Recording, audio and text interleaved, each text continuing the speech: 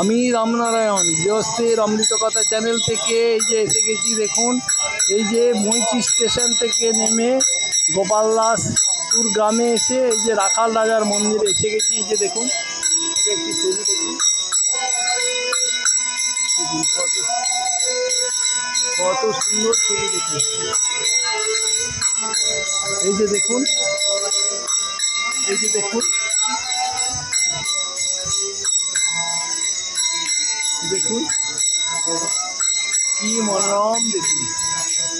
এই যে দেখুন কৃষ্ণকে নিয়ে যাচ্ছে।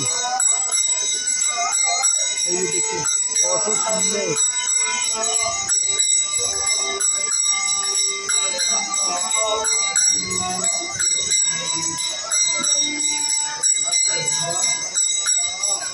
এই যে দেখুন কত সুন্দর কৃষ্ণের এক এক।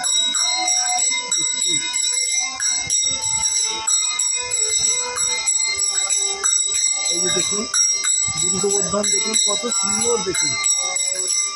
এই যে দেখুন কালিয়া দমন, এই যে দেখুন কালিয়া দমন শুধু দেখুন,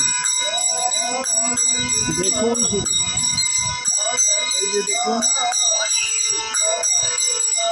দেখুন রাখাল সাজে কৃষ্ণ, রাখাল সাজে কৃষ্ণ দেখুন। এই যে দেখুন বকাসুর বধ, বকাসুর বধ। এই যে দেখুন বকাসুর বধ। এই যে দেখুন এই যে শাসনরত মা যশোদা দেখুন, দেখুন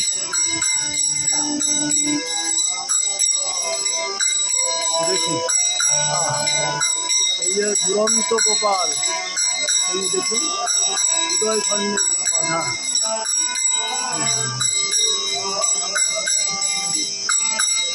এই যে দেখুন শ্রীকৃষ্ণের মণিপুরী দেখুন।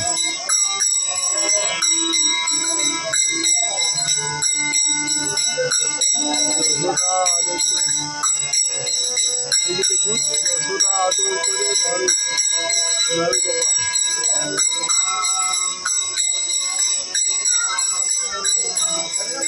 যশোদার বিশ্বরূপ দর্শন, মাকে বিশ্বরূপ দেখাচ্ছে।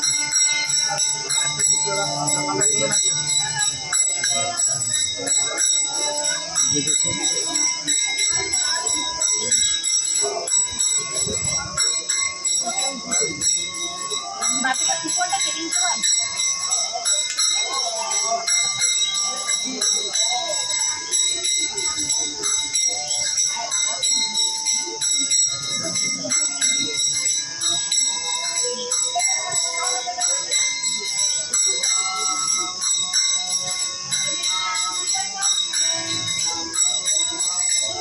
দেখুন স্বয়ং একদম রাখাল রাজাকে দেখালাম। দেখলেন তো ভিডিওতে কত সুন্দর। যদি ঈশ্বর আপনাদেরকে কোনো সুযোগ দেয় অবশ্যই এসে এখানে ঘুরে যাবেন।